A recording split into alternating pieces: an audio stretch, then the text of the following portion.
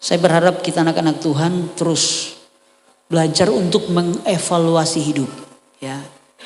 Jangan hidup mengalir, saudara, ya. Ada istilah, ya mengalir saja. Saudara tahu mengalir itu dia dari tempat tinggi ke tempat rendah. Tidak ada mengalir dari rendah ke tempat yang tinggi.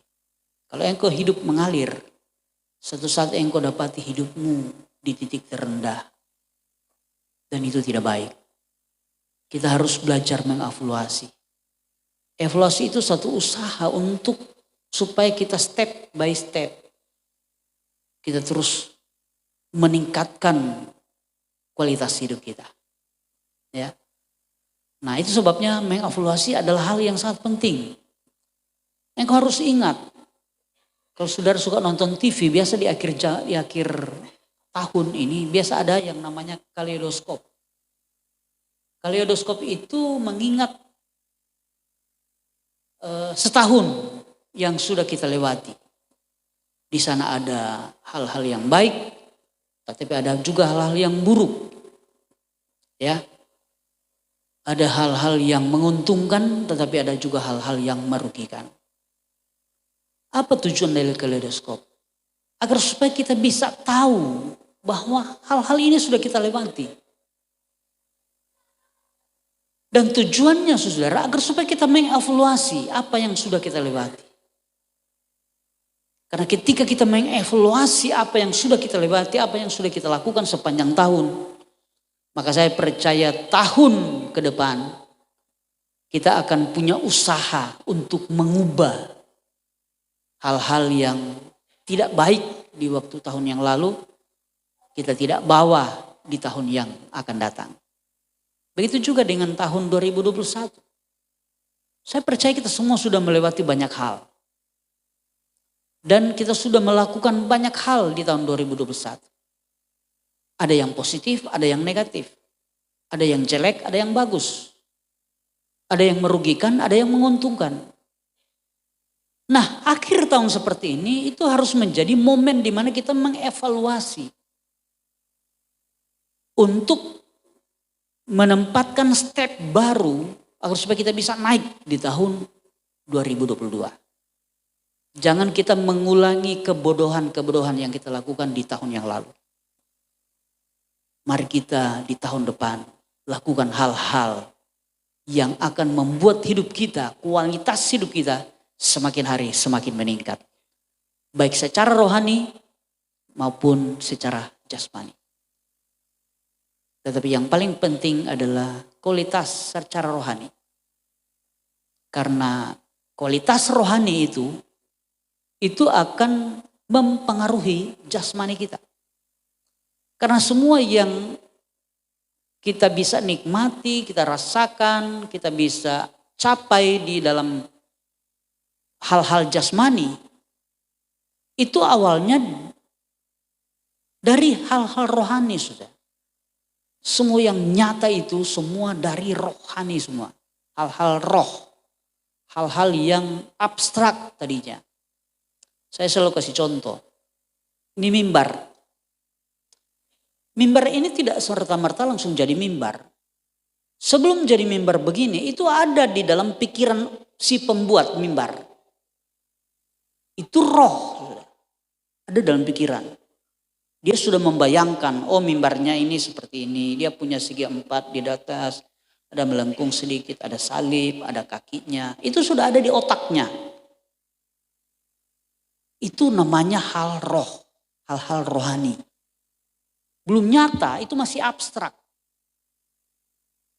Tetapi ketika sudah ada di alam roh, sudah ada di pikiran, sudah ada di kemampuan kita punya imajinasi itu, sudah. Itu baru muncul di dalam hal nyata, realita. Nah maka terjadilah mimbar ini. Dan ketika sudah jadi, semua orang bisa lihat. Semua orang bisa pegang, raba. Semua orang bisa memperhatikan mimbar ini. Oh iya baik, aduh bagus Kang. Beda dengan mimbar lama, mimbar baru lebih bagus. Nah seperti itu ya. Nah hidup kita juga begitu sudah. Apa yang kita capai di alam nyata itu sebenarnya sebelum ada di alam nyata itu ada di alam roh. Termasuk dunia ini. Sebelum dunia ini diciptakan itu sudah ada di alam roh. Ada di pikiran Tuhan. Baru akhirnya jadi nyata. Bentuk bumi bulat. Ada laut, ada darat. Di laut ada isinya, di darat ada isinya, di udara ada isinya. Itu sebelum terjadi ada di alam roh. Ya, karena segala sesuatu yang nyata itu semua berasal dari roh. Ya. Nah, itu sebabnya Bapak Ibu Saudara sekalian, kita harus belajar banyak hal dari firman Allah karena firman Allah itu adalah roh. Ketika roh kita kuat, sudah, kita bisa mencipta banyak hal. Dan semua berawal dari roh itu. Nah, itu sebabnya meningkatkan kualitas rohani itu harus jadi nomor satu. Karena hal rohani itu bukan hanya bersifat fana di dunia ini. Hal rohani itu juga bersifat kekal selama-lamanya. Termasuk keselamatan. Keselamatan sekarang kan hanya roh, sudah ya. Bersifat roh. Belum nyata. Tetapi ketika Yesus datang dan kita diubahkan, tubuh kita diubahkan, baru akan nyata keselamatan itu. Sekarang belum, sudah. Itu sebabnya saudara sekali lagi meningkatkan kualitas rohani itu sangat penting. Karena ketika kita punya kualitas rohani yang baik, maka banyak hal-hal besar bisa kita lakukan bersama Tuhan. Haleluya. Puji Tuhan, itu sebabnya malam hari ini saya rindu kita akan belajar satu bagian firman Allah bagaimana kita mempersiapkan hidup kita untuk hari esok. Karena tahun 2022 itu kan hari esok kita, ya. Hari esok kita semua. Kita tidak tahu apa yang akan terjadi sepanjang tahun 2022. Mungkin ada di antara kita yang sudah akan dipanggil Tuhan, saya tidak tahu, kita tidak tahu. Atau di tahun 2022 mungkin ada yang bisa sukses dalam bisnis, dalam pekerjaan, dalam rumah tangga. Tetapi bisa saja ada yang bisa bangkrut di tahun 2022. Bisa saja sudah. Karena semua di dunia ini itu fana sifatnya. Tidak kekal. Termasuk yang namanya bisnis, kekayaan, pekerjaan itu tidak kekal. Itu fana istilahnya. Makanya saya selalu ingatkan, jangan mengutamakan hal-hal fana. Mari taruh dalam prioritas utama adalah hal-hal kekal. Karena itu tidak akan berubah. Nah, puji Tuhan, itu sebabnya sekali lagi malam hari ini saya rindu. Kita akan belajar bagian firman Allah, bagaimana kita mempersiapkan masa depan kita. Kita bercermin dari firman Tuhan. Sebelum saya lanjut, saya rindu kita akan membaca dulu dua buah ayat yang saya ambil di dalam Kisah Para Rasul. Pasal yang ke-13. Kisah Rasul pasal 13, kita akan membaca ayat 22 dan ayat 23.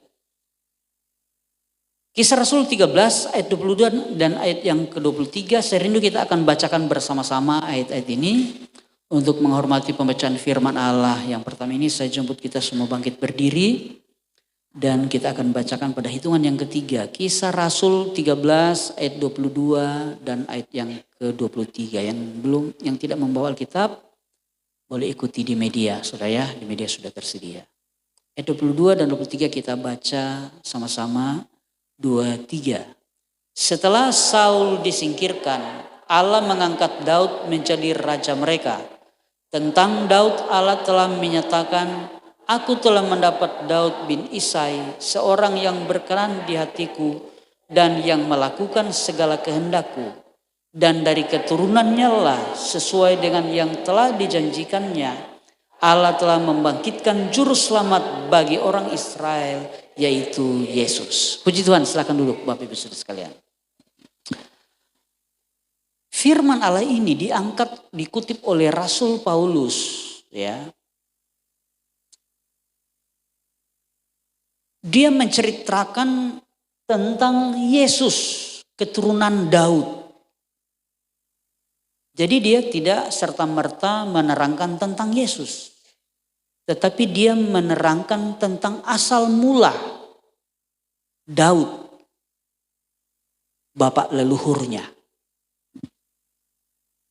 Kita tahu bersama bahwa Daud itu adalah pribadi yang luar biasa. Itu sebabnya lewat Daud Allah berjanji, bahkan dia bersumpah demi dirinya untuk melahirkan generasi yang akan memimpin Israel sampai selama-lamanya.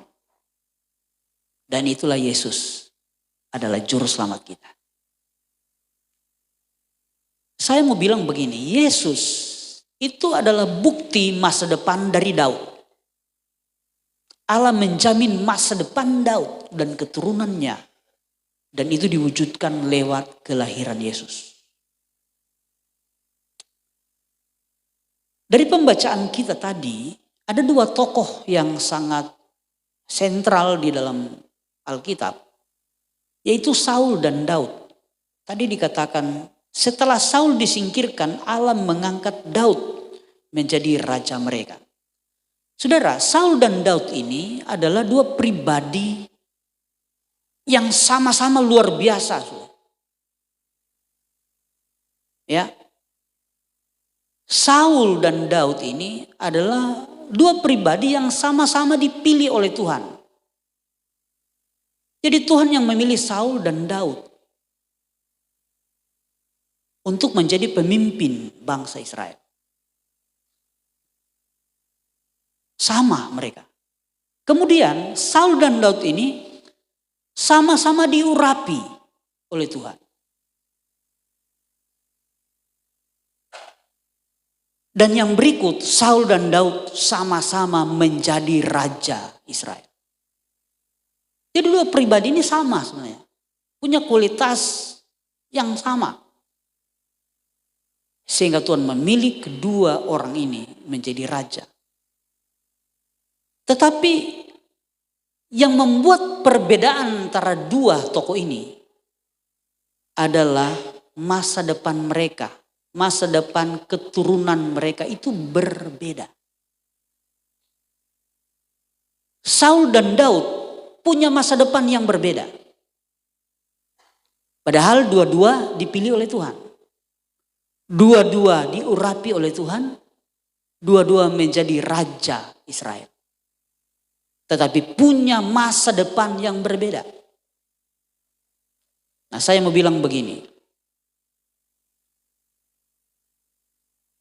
Di Lirung sini banyak anak Tuhan, banyak orang Kristen. Sama-sama dipilih oleh Tuhan, sama-sama rajin, setia beribadah. Sama-sama melayani Tuhan. Tetapi saya bisa katakan begini. Tidak semua orang Kristen punya masa depan yang sama. Bisa berbeda sudah. Mungkin waktu masuk gereja duduk sama-sama leh. Waktu melayani juga bisa sama-sama. Tapi bisa saja punya masa depan yang berbeda.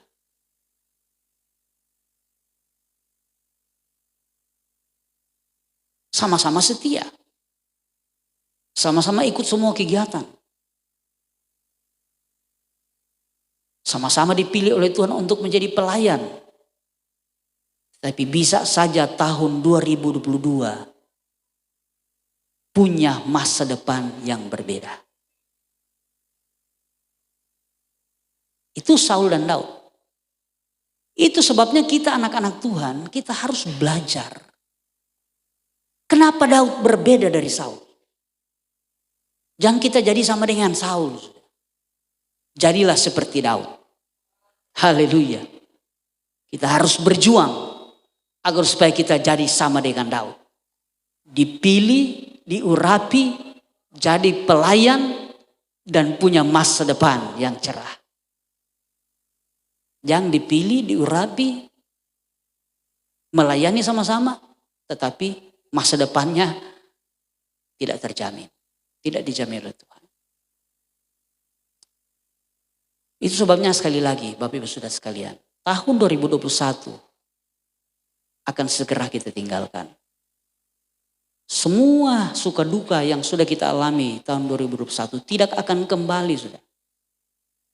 Engkau tidak perlu bersedih dengan hal-hal yang engkau alami, mungkin kegagalan yang engkau alami di tahun 2021. Tidak perlu, karena itu sudah berlalu. Atau mungkin engkau terlalu euforia dengan keberhasilanmu di tahun lalu. Tidak perlu bereuforia, karena itu sudah berlalu. Yang harus kita persiapkan malam ini, sebentar ketika kita tinggalkan tahun 2021, adalah menghadapi masa depan tahun 2022. Engkau harus memastikan hidupmu menjadi hidup berjalan bersama Tuhan. Karena ketika kita bersama Tuhan, kata Tuhan, kita akan melakukan perkara-perkara besar. Haleluya. Nah, itu sebabnya mari kita belajar. Kenapa Daud menjadi pribadi yang punya masa depan yang luar biasa? Dia punya hari esok yang cemerlang. Kalau rupa sekarang, rupa orang punya tahun 2022 yang penuh dengan kemenangan. Apa rahasianya? Yang pertama sudah.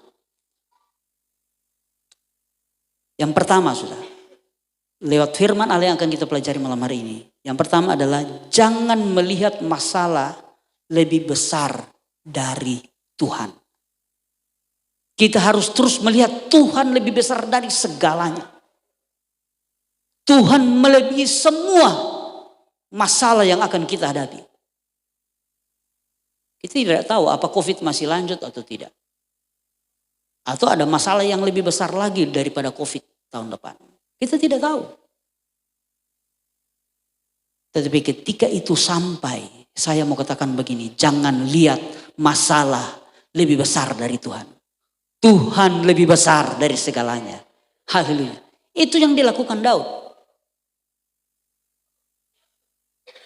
Ketika Daud tiba di medan pertempuran antara bangsa Israel dan bangsa Filistin, mereka menghadap Goliat.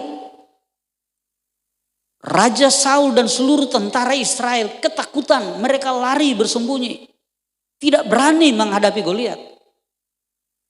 Kenapa? Karena mereka lihat Goliat itu lebih besar dari Tuhan mereka. Tapi berbeda dengan Daud. Kalau kita baca di dalam 1 Samuel 17, saya akan bacakan bagi kita semua dengan cepat ya. 1 Samuel 17 ayat 13, ayat 31 sampai ayat 37 berbunyi demikian.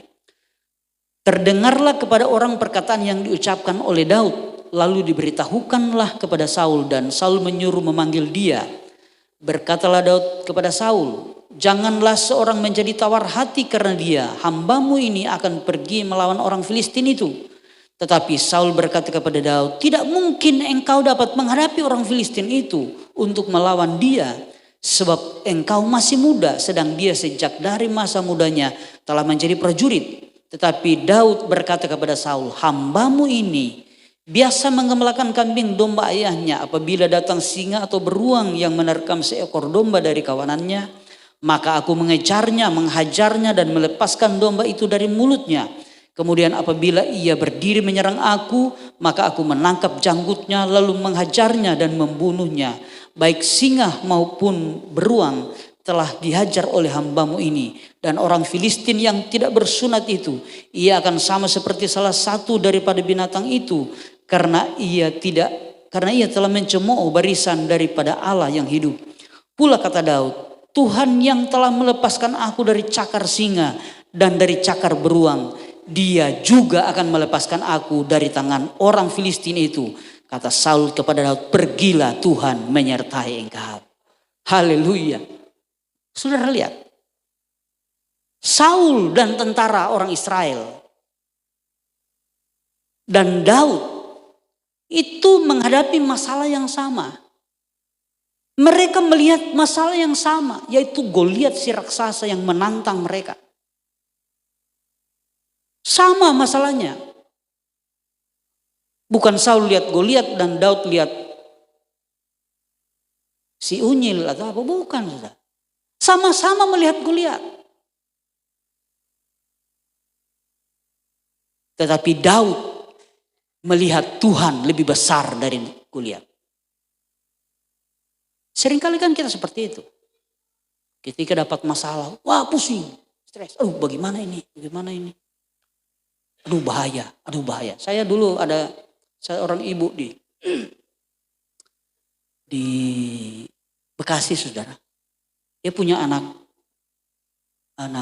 cewek, saudara, yang gampang sekali meraju. Tukang meraju. Ya. Serta anaknya meraju. Dia langsung datang di pastori. Aduh om, gawat ini. Gawat ini om, gawat. Kenapa? Oh, semeraju deh anak. Ada saudara seperti itu. Masalah kecil dibesar-besarkan. Diceritakan kesulitannya. Ya. Ada banyak kan orang Kristen seperti itu. Ketika dapat masalah, oh datang di gereja nangis-nangis. Oh ketakutan dia. Anak Tuhan tidak boleh lihat masalah lebih besar dari Tuhan. Tuhan itu jauh lebih besar dari masalahmu. Haleluya. Saya percaya ketika di tahun 2022 kita punya prinsip yang sama. Tidak ada masalah yang lebih besar dari Tuhan yang saya sembah. Tuhan yang saya layani. Dia akan mengatasi semua persoalan. Walaupun masalah yang sama. Daud berbeda dengan Saul. Itu sebabnya anak-anak Tuhan malam hari ini lewat firman Allah saya mau tekankan bahwa mari terus lihat Tuhan yang besar. Dan kalau mau berbicara pengalaman saudara, Daud dan Saul itu sama-sama punya pengalaman bersama Tuhan. Tapi Saul cepat lupa. Daud pernah membunuh bangsa Amalek. Dia menangkap raja Amalek dengan mudah. Daud punya pengalaman yang diceritakan tadi. Dia pernah mengalahkan singa dan beruang. Sama-sama punya pengalaman. Tetapi Saul cepat melupakan pengalamannya bersama Tuhan. Daud dia terus ingat pengalamannya bersama Tuhan. Itu sebabnya kalau engkau mau melihat Tuhan itu besar. Lebih besar dari semua masalah yang engkau hadapi. Engkau harus flashback, ingat pengalamanmu bersama Tuhan. Kalau engkau sampai hari ini dalam keadaan yang baik, itu karena kemurahan Tuhan. Karena kebaikan Tuhan. Ingat itu sudah. Maka engkau akan punya kekuatan untuk melihat bahwa Tuhan kita adalah Tuhan yang besar. Haleluya. Yang kedua. Yang kedua adalah rendahkan dirimu di hadapan Tuhan. Rendahkan diri di hadapan Tuhan. Jangan kita di hadapan Tuhan mau membangga-banggakan. Baik diri sendiri maupun orang lain. Jangan. Jangan suka membangga-banggakan manusia di hadapan Tuhan. Kita harus merendahkan diri di hadapan Tuhan. Karena Tuhan segalanya. Daud dan Saul itu sangat berbeda dalam hal ini. Ketika Saul ditegur oleh Nabi Samuel. Ya. Ketika Saul ditegur oleh Nabi Samuel. Karena dia tidak menuruti apa yang dikatakan oleh Samuel. Jadi Samuel bilang begini saudara ya. Ketika bangsa Israel akan berperang. Samuel bilang sama Saul. Saul engkau pergi atur barisan tetapi tunggu saya 7 hari. Saya akan datang dan membakar persembahan kepada Tuhan. Kemudian ketika Samuel lama datang saudara. Saul dia minta api dan dia bakar persembahan. Dan saudara tahu, membakar persembahan itu adalah tugas imam. Bukan tugas raja. Dan Saul melangkahi aturan itu. Itu bukan Samuel yang buat aturan itu, Tuhan yang atur itu. Tuhan yang buat aturan dan dia melanggar aturan Tuhan. Dia membakar.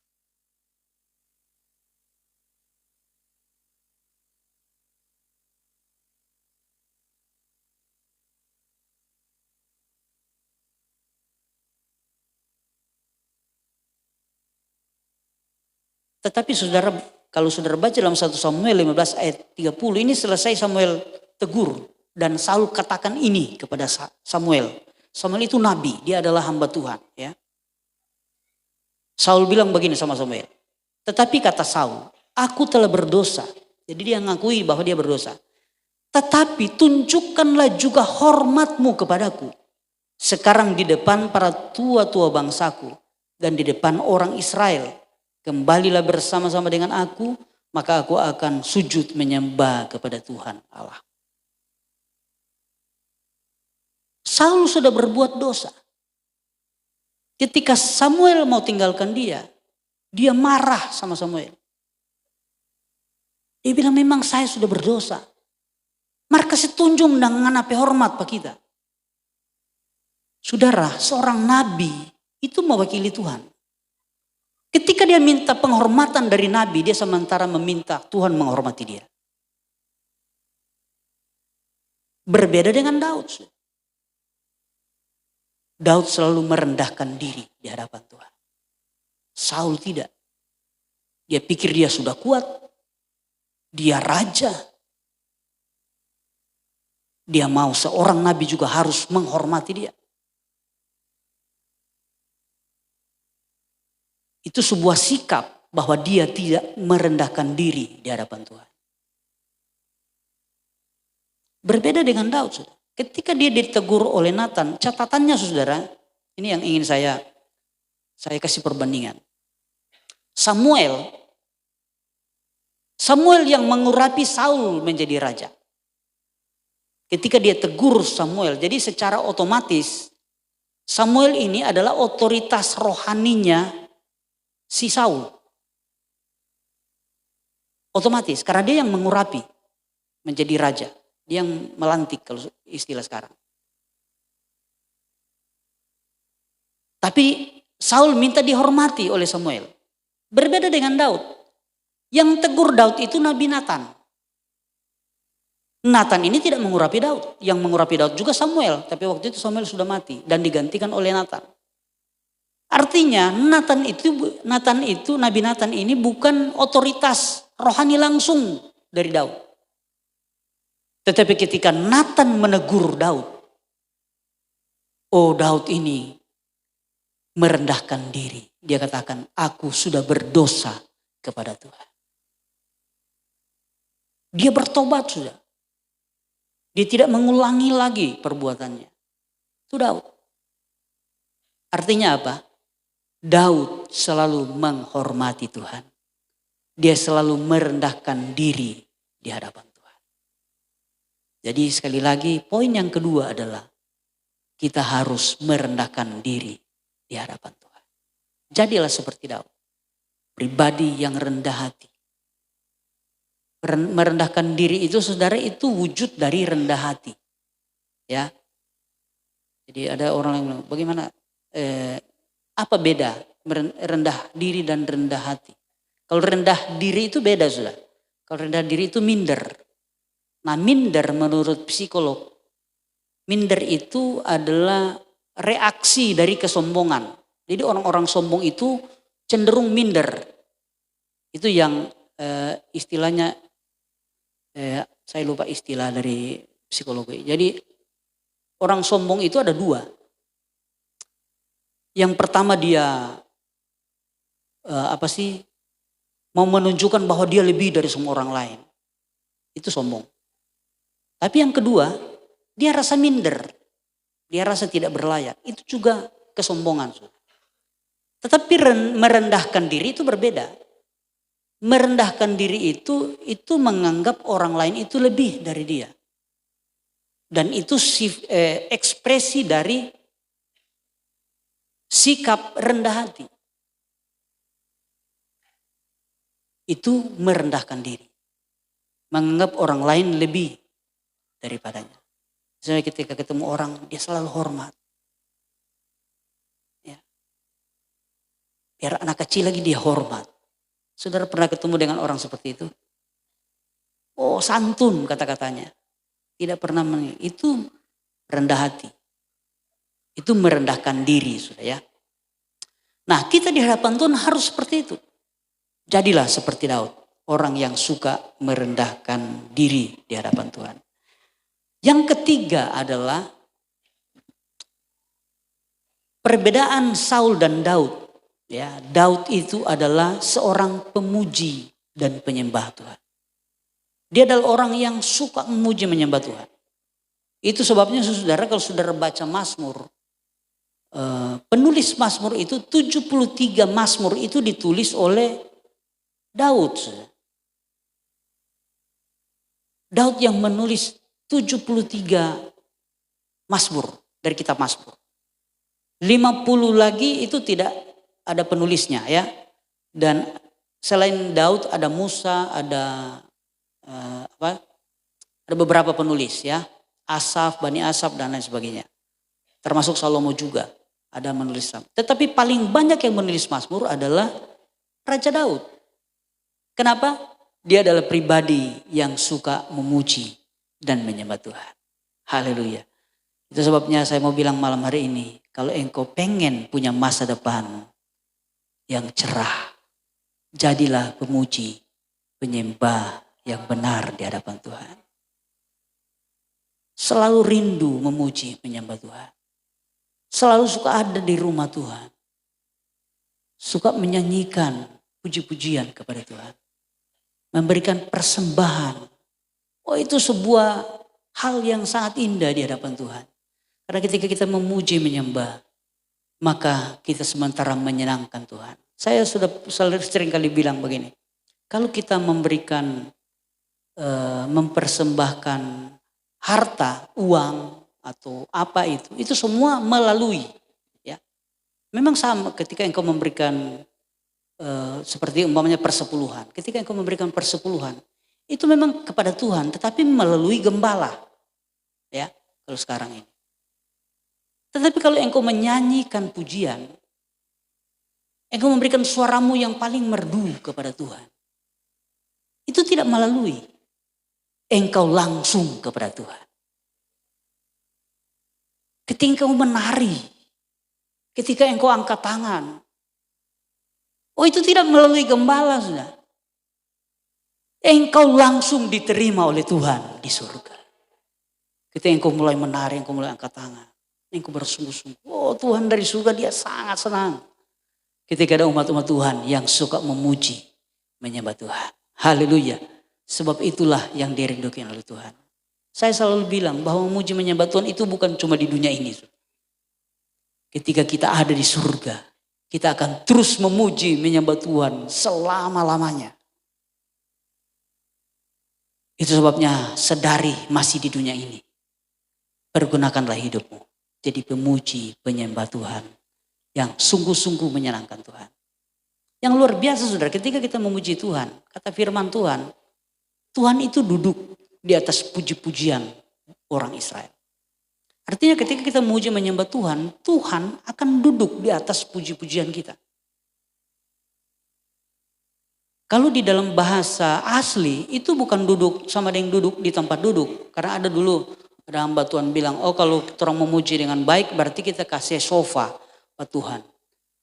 Maka kalau kita memuji Tuhan sembarangan, orang sama dengan kasih kursi rotan kong banyak kutu busuk. Jadi Tuhan gelisah duduk. Nyadak tenang. Maka kalau kita memuji Tuhan dengan baik, orang kasih sofa yang baik. Tetapi sebenarnya saudara, kalau kita baca dalam bahasa aslinya, itu dia bersemayam itu, dia duduk bersemayam itu bukan duduk biasa duduk di bangku, bukan saudara. Itu saudara lihat induk ayam saudara ya.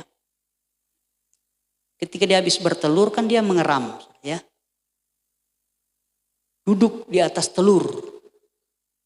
Itu bukan duduk sembarang duduk saudara. Yang saudara bilang, ini ayam kayak apa ya? Bukan, itu Tuhan itu bersemayam itu seperti itu. Jadi ketika induk ayam itu duduk di atas telur, sebenarnya dia sementara mentransfer kehidupan. Itu sebabnya walaupun telur itu di dalam itu bisa menetas dan jadi anak ayam. Nah Tuhan menggambarkan, Tuhan duduk bersemayam di atas puji-pujian bangsa Israel itu sama dengan itu. Seperti induk ayam mengerami telur. Artinya ketika kita memuji menyembah Tuhan dan Tuhan duduk, dia sementara mentransfer kehidupan dalam hidup kita. Dia mentransfer berkat-berkatnya dalam hidup kita. Dia mentransfer kuasanya di atas hidup kita. Itu sebabnya ada banyak sekali kesaksian ketika kita memuji menyembah Tuhan. Banyak anak Tuhan mengalami kuasa Allah. Yang sakit sembuh. Yang bangkrut dipulihkan sudah. Yang keluarga sudah berantakan bisa pulih kembali. Kenapa? Ketika Tuhan duduk, itu bukan sembarang duduk sudah. Dia sementara mengalirkan kasih-Nya. Dia sementara mengalirkan kuasanya. Dia sementara mengalirkan berkat-berkatnya. Dia sementara melakukan pemulihan di dalam hidup kita. Itu maksudnya bersemayam. Duduk di atas pujian atau bersemayam di atas pujian. Semua pemuji penyembah yang benar itu pasti akan mengalami hal-hal yang luar biasa. Sebenarnya lewat firman Allah malam hari ini saya mau katakan kepada kita semua. Mari di tahun 2022 jadilah pemuji penyembah yang benar di hadapan Tuhan.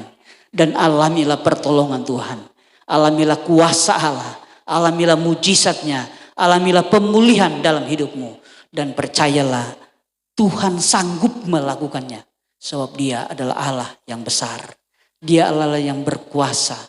Tidak ada perkara yang mustahil bagi dia. Segala sesuatu mungkin bagi Tuhan. Sebab dia adalah pencipta seruas sekalian alam. Itu sebabnya saudara lewat firman Allah malam hari ini. Saya mau katakan sekali lagi. Bahwa tahun 2022 kita tidak tahu apa yang akan terjadi. Tetapi satu hal yang pasti. Kalau kita berjalan bersama Tuhan. Maka hidup kita akan menjadi hidup yang diberkati Tuhan. Hidup yang luar biasa. Itu sebabnya jadilah hidup. Jadilah pribadi yang selalu melihat Tuhan yang besar di dalam hidupmu. Jadilah pribadi yang terus merendahkan diri di hadapan Tuhan. Dan jadilah pemuji, penyembah yang benar di hadapan Tuhan. Saya percaya Tuhan pasti akan menolong kita di tahun 2022 yang akan datang. Puji Tuhan, inilah firman Allah yang bisa saya sampaikan